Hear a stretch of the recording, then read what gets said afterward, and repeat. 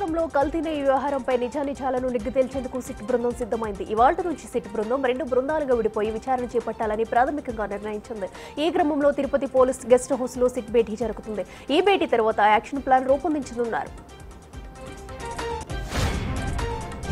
హనుమకొండలో tension వాతావరణం నెలకొంది. Nayeem Nagar bridge విషయంలో BRS versus Congress fight fix కి చేరింది. కేటీఆర్ విమర్శలపై బహిరంగ చర్చకు రావాలని ఎమ్మెల్యే నాయని రాజేందర్ సవాల్ విసిరారు. ఏ అంశంపై అయినా తాను చర్చకు సిద్ధమని చెప్పారు. పార్టీ శ్రేణులతో కలిసి బ్రిడ్జ్ దగ్గరకు వెళ్లడంతో పెద్ద ఎత్తున పోలీసులు మోహరించారు.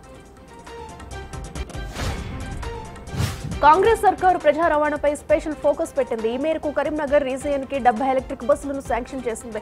తొలి విడతలో భాగంగా 33 బస్సులు డిపోకు చేరుకున్నాయి. 41 సీట్ల సామర్థ్యంతో వస్తున్న ఈ బస్సులో 4 సీసీ కెమెరాలు కూడా ఉన్నట్టు తెలుస్తుంది. రవాణా శాఖ మంత్రి పొన్నం ప్రభాకర్, ఆర్టీసీ ఎండీ సజ్జనార్ నూతన బస్సులను ప్రారంభించారు. హైడ్రా కూల్చివేతలపై నిజ నిర్ధారణ కమిటీ వేయాలని సీఎంను కోరనున్నట్లు ఎమ్మెల్యే దారం నాగేందర్ అన్నారు. హైడ్రా కాస్త ముందే మేల్కొంటే ప్రజల్లో అభద్రతా భావం వచ్చేది కాదన్నారు. మూసీలో ఆక్రమణలు ఉన్నాయని గతంలో కేటీఆర్ చెప్పలేదని ప్రశ్నించారు.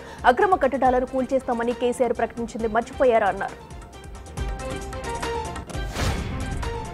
మావోయిస్టులు అమ్మొచ్చిన మందు పాత్రను నిర్వీర్యం చేస్తుండగా ఐఈడీ బాంబు పేలి 5 జవాన్లకు గాయాలయ్యాయి. ఈ ఘటన ఛత్తీస్గఢ్లోని బీజాపూర్ జిల్లా టర్రం పోలీస్ స్టేషన్ పరిధిలో జరిగింది. మావోయిస్టులు అమ్మొచ్చిన మందు పాత్రను నిర్వీర్యం చేయడానికి ఇవాళ తెల్లవారుజామున చిన్నగీలూరు సీఆర్పీఎఫ్ బేస్ క్యాంప్ నుంచి జవాన్లు వెళ్లారు. బాంబును నిర్వీర్యం చేస్తుండగా ప్రమాదం సాస్తూ పేలింది. అనంతపురం జిల్లాలో విషాదం చోటు చేసుకుంది. పిడుగుపడి దంపతులు ప్రాణాలు కోల్పోగా కుమారుడు పరిస్థితి విషమంగా ఉంది. ఈ ఘటన గోరెంట్ల మండలం దిగువ గంగంపల్లి తాండాలో జరిగింది.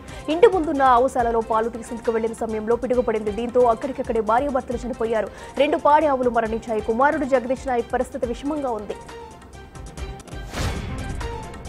అక్టోబర్ 4 నుంచి 12 వరకు తిరుమలలో చాలా వైభవంగా శ్రీవారి బ్రహ్మోత్సవాలు జరగనున్నాయి. ఈ నేపథ్యంలో అక్టోబర్ 1న కోయిల్ అల్వార్ తిరుమంచనం సేవలు నిర్వహిస్తున్నట్లు టీటీడీ తెలిపింది. ఆ రోజున అష్టదళ పాద పద్మారాధన సేవను రద్దు చేసినట్లు పేర్కొంది. వీఐపీ బ్రేక్ దర్శనాలు కూడా ప్రోటోకాల్ వీఐపీలకు మినహా మిగిలిన వారికి రద్దు చేశారు. 20,000 భాషలకు భారత్ పుట్టినిల్లు ప్రధాని మోదీ అన్నారు. మన్ కీ బాత్ కార్యక్రమంలో ఆయన ప్రసంగించారు. ఇందులో నీటి నిర్వహణ గురించి ప్రస్తావించారు. నీటి సంరక్షణకు అనేక కార్యక్రమాలు చేపట్టామని పేర్కొన్నారు.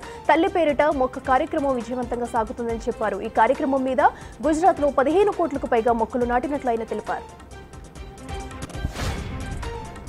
హెజ్బొలాకు చెందిన అత్యంత రహస్య యూనిట్ ఇజ్రాయెల్పై ప్రతీకార దాడులకు దిగొచ్చని నిపుణులు భావిస్తున్నారు. ప్రపంచవ్యాప్తంగా యోధులను ఇది లక్ష్యంగా చేసుకోవచ్చని చెబుతున్నారు.